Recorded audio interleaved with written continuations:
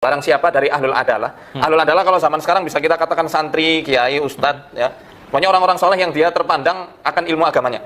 Kalau mereka ya sampai ngaku-ngaku bisa melihat jin dalam wujud aslinya yang tak kasat mata. Assalamualaikum warahmatullahi wabarakatuh. Bismillahirrahmanirrahim. Allahumma sholli ala sayyidina Muhammadin wa ala alihi wa sahbihi ajma'in, amma ba'du. Ja'alana min ahlil khair fi kulli waqtin wahinin. Amin Allahumma amin. Di konten sebelumnya saya sudah membahas sedikit tentang membaca abtoltu atau ubtilat.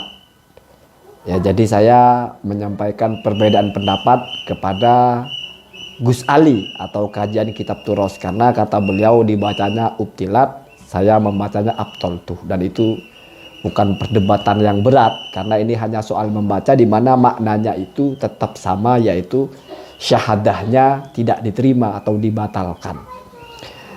Kemudian kali ini saya, seperti yang saya janjikan sebelumnya, saya akan membahas tentang konsekuensi hukum ketika kita menerima apa yang diucapkan oleh Ustadz Faizar. Dia membaca ucapan Imam Syafi'i radhiyallahu anhu dari jalur Imam Sulaiman bin Robi. Ini dari kitabnya Imam Al-Qastolani, sarahnya Sahih Bukhari. Di situ ada dua jalur riwayat ucapan Imam Syafi'i. Yang pertama Harmalah, ya. Yang kedua Robi. Kita baca yang kedua saja, Robi, ya. Wa an Robi'in sami'tu Syafi'iyya yaqulu. Ya, jadi Imam Robi ini mengatakan, saya mendengarkan Imam Syafi'i itu pernah berkata, ya.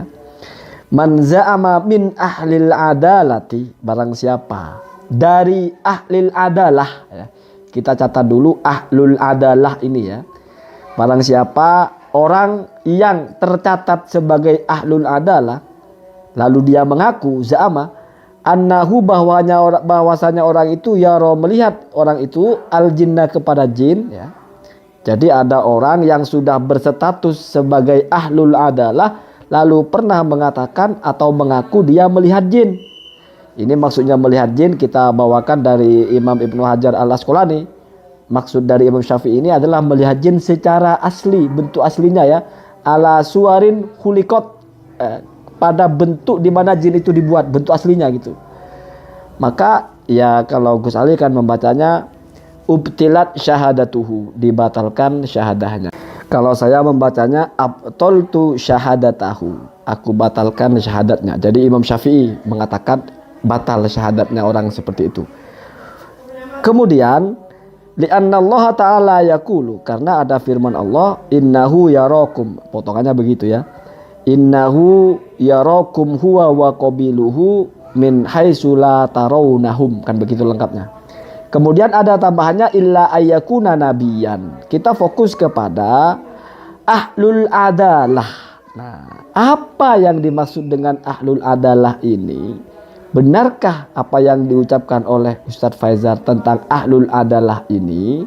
Dan kalau salah memahami ahlul adalah ini, apa konsekuensinya?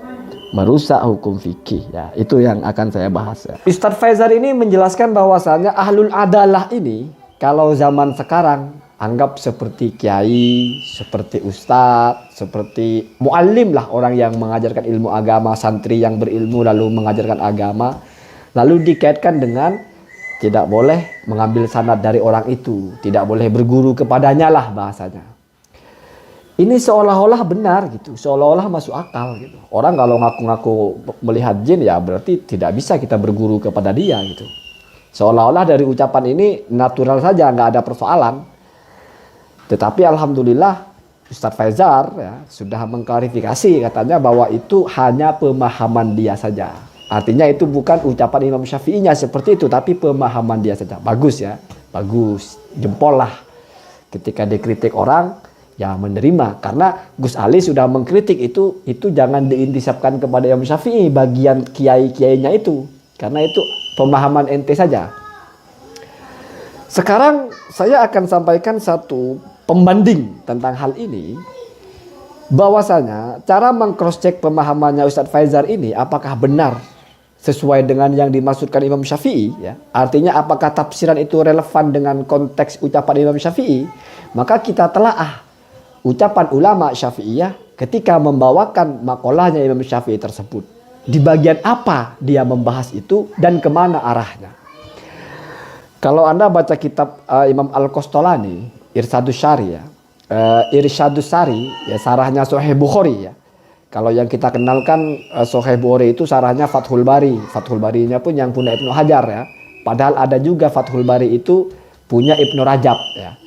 Jadi sama-sama Fathul Bari tapi penulisnya berbeda. Sama-sama mensarah Sahih Bukhari. Ya, yang kita bahas sekarang adalah sarahnya Imam Al-Qastolani ya. Itu kitabnya banyak sekali ya, tebal. Di situ dijelaskan bahwa Imam Ibnu Asakir dalam kitab Az-Zahadati fi Tolabi Asy-Syahadah. Ibnu Asakir ini menukil apa yang ditulis oleh Imam Asy-Syibli dalam kitabnya Al-Ahkam fi Ahkamil Jan. Mungkin di samping bisa Anda baca kalau bisa baca ya. Di situ dijelaskan bahwa wa mimman ruddat syahadatuhu wa la tusallamu lahu adalatuhu. Dan sebagian dari orang-orang yang ditolak persaksiannya dan tidak diterima statusnya sebagai orang yang adalah. Nah, ini.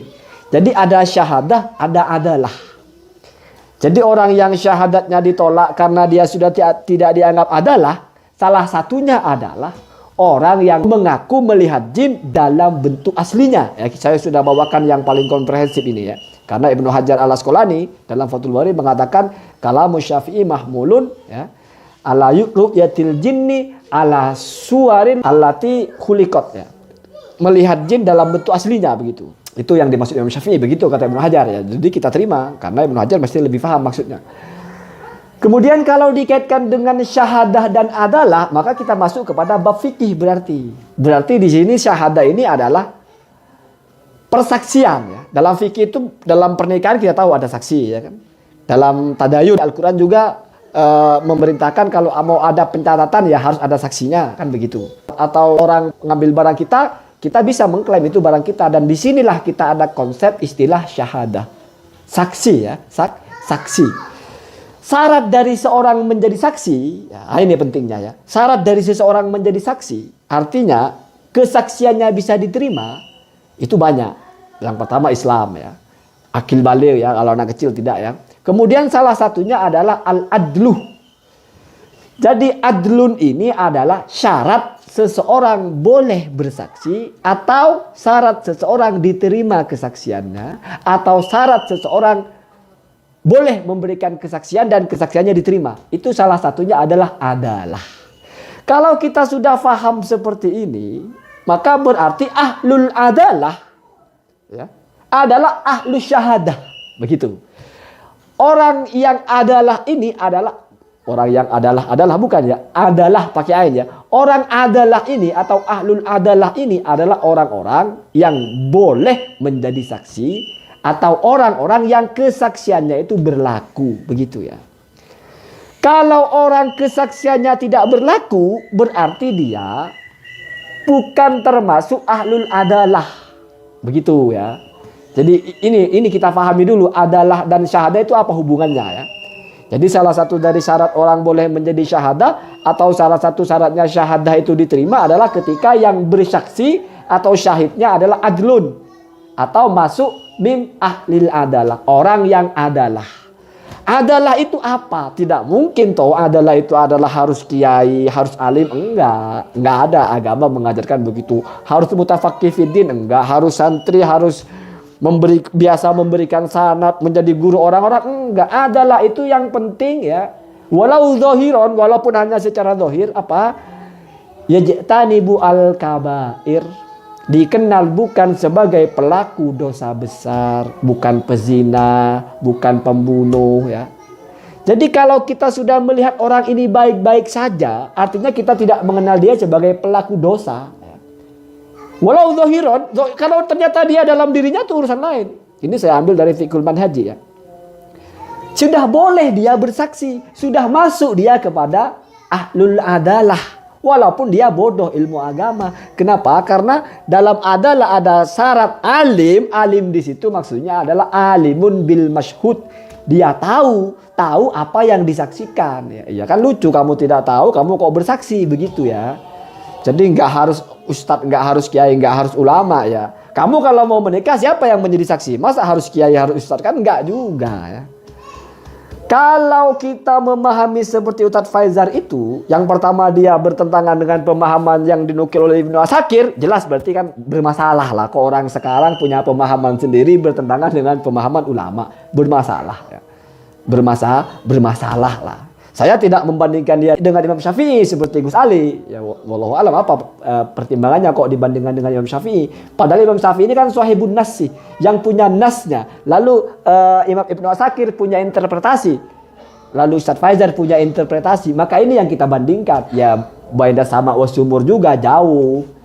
Ustadz Faizar ini bukan levelannya dibandingkan dengan ucapannya Ibnu Asakir atau tulisannya Ibnu Asakir yang memang menukil juga dari Imam Shibli ya. Dalam kitab Al-Akam ya.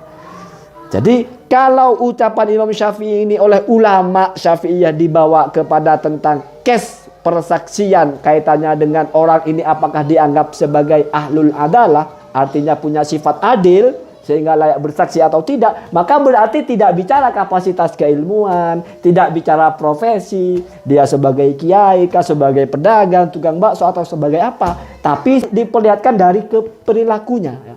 Kalau dia bukan orang fasik sudah, berarti sudah masuk min ahlil adalah. Ya iya, faktanya begitu. Kita kalau mau menikah juga saksinya nggak harus kiai, nggak harus santri. Pokoknya orang yang sudah ghairu masyhur, tidak dikenal min ahlil kabair sebagai pelaku dosa besar. Bukan orang yang al-mujahir bidzunub, orang yang sudah biasa mempertontonkan perlakuan dosanya. Artinya bukan orang fasik begitu saja. Jadi ahlul adalah itu adalah bukan orang fasik ya. Selama orang itu tidak fasik walaupun tidak terlalu paham tentang agama.